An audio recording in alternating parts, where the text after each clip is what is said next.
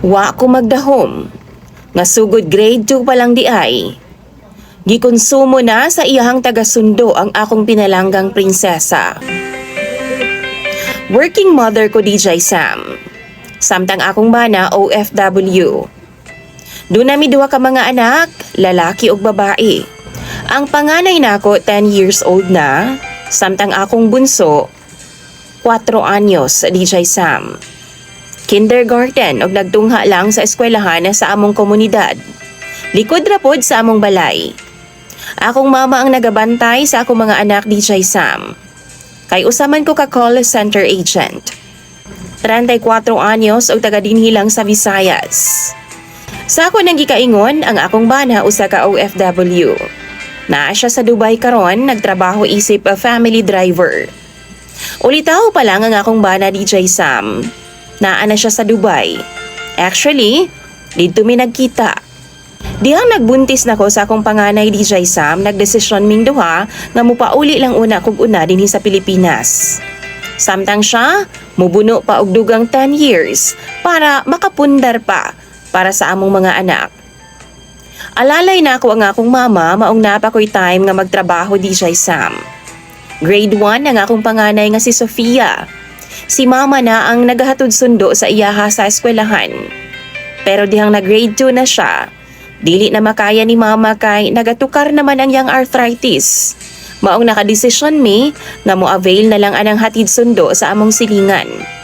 Habal-habal driver DJ Sam. Ug tawgon na lang nato siya sa pangalang Lolong ang driver. Binulan ang among hatag sa iyaha. Di gud kalayuan ang eskwelahan nila, pero kinahanglan pa gyud siyang sakyon kay layo man pud baktason. Jolly ang akong anak DJ Sam nga pagkabata.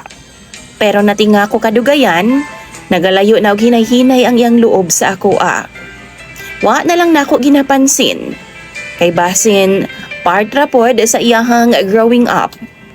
Need nga mag-mature o kinahanglan sab og space. Gipasagdan na lang nako siya. Ug matag higayon nga mangutana ko sa iya kung kumusta na siya. Okay ra pod ang iyahang tubag. Ug kung mag-ask pod ko DJ Sam kung naa ba siya'y problema, maglingo-lingo ra pod. Grade 5 ang akong anak DJ Sam. 10 years old. Nabalaka ang driver nga si Lolong DJ Sam kay wa na daw sa eskwelahan si Sofia. Pagsundo daw niya, wa na daw ang bata. Ug bisag unsaon daw niya pangita, wa daw dito sa eskwelahan. Gitawagan ko ni mama ug ni rush dayon ko pa uli. Nagabian mig pangita DJ Sam. I-contact na nako tanang teachers ug mga parents pod sa amo ang GC. Pero wa daw sa ilahang balay. Grabe namong libot sa among barangay DJ Sam.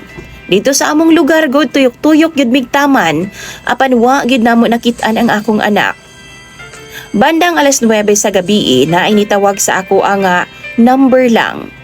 Why pangalan nga naka-register.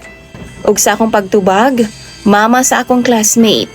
Mama sa BFF sa akong anak na si Nika. Paduon daw ko sa ilang balay DJ Sam, karon-karon gyud dayon. Mother daw siya ni Nika, nga BFF sa akong anak, ug ipasidan-an ko DJ Sam nga di ko magsulti kang bisan kinsa nga nakahibaw nako kung asa si Sofia. Nakulbaan kaayo ko. Gihatag sa ako ang address o di raman sablayo sa amo DJ Sam, maong ni rush dayon ko. Nisakay ko sa ako ang manghod nga lalaki. May na lang gani no kay day shift siya ni adto nga time kay parehas man mi nga call center agent. Pag-abot na ako dito sa classmate sa akong anak DJ Sam, tulog na si Sofia. Giistorya dayon ko sa mama ni Nika, si Mimi. Gipakalma ko niya DJ Sam o kinahanglan daw nako nga masayod sa kamatuuran.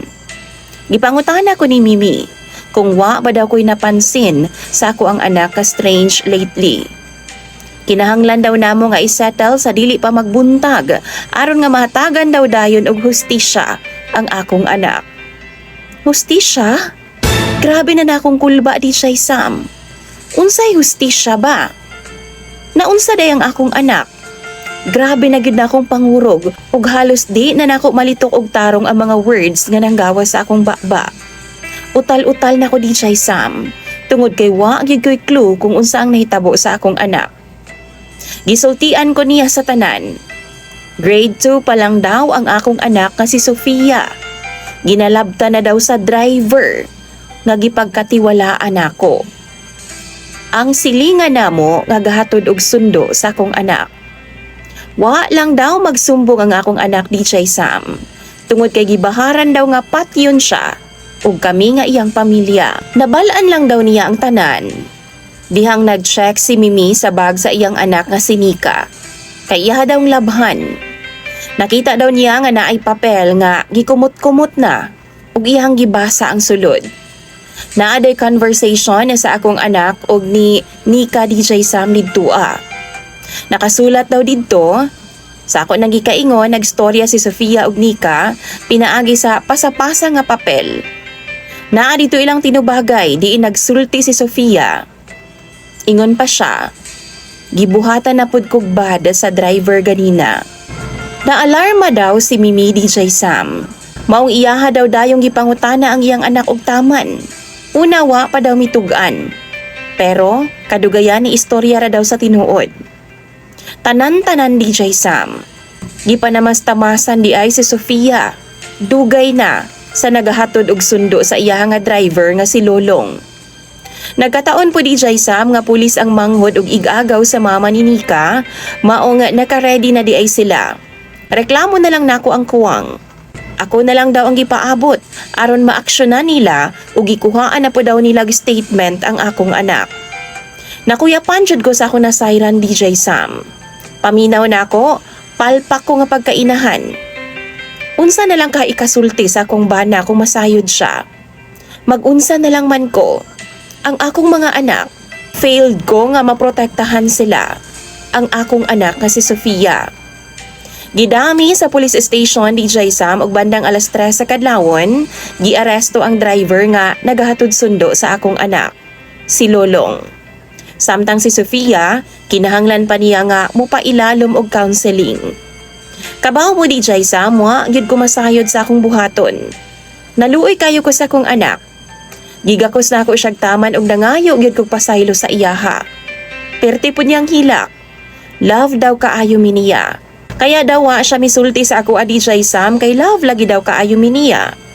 Kami nga iyang pamilya ug di daw siya gusto nga mamatay mi. Sigon sa bahad sa driver nga si Lolong. Si Lolong, minyo na pud na siya. Amahan na pud siya ug apuhan pagani. Kay duna naman siya tulo ka mga apo nga babay.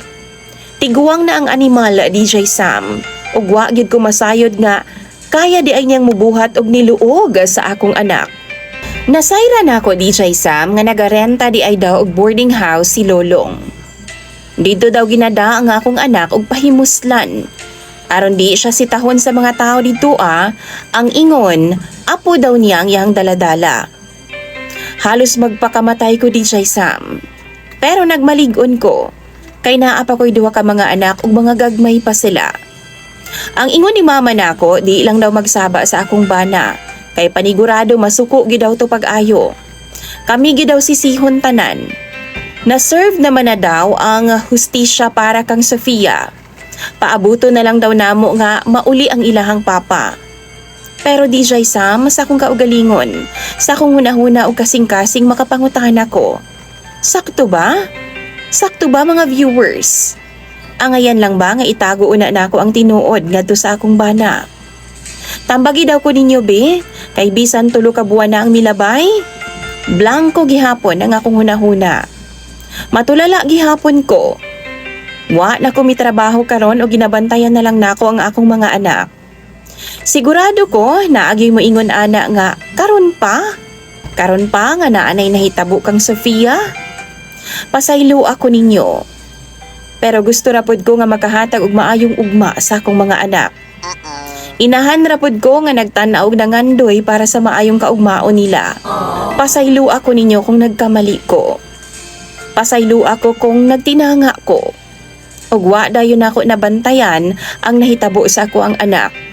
Pila ka tuig pa siyang giabuso. Una nahatag ang hustisya para sa iyaha. Dili na ko gusto nga masubli ang tanan. Maunang sa mga ginikanan diha, kung mahimo, i-priority gyud ninyo ang inyong mga anak. Labi na kong babay, ayaw gid in taon isalig kang bisan kinsa. Himuan ninyong pagtulunan og leksyon ang nahitabo sa kuang anak. Unta, maayos pa niya nga among kahimtang karon. Need na ko ang inyong pieces of advice ug dili pagpanghusga. Nagkabughat-bughat na taon ko ani nga akong problema karon. Matag higayon nga muring ang akong phone ug manawag ang akong bana. Malubat-lubatan na intawon ko. Maunang tambagi ko ninyo. Imong sender DJ Sam og follower, Ella.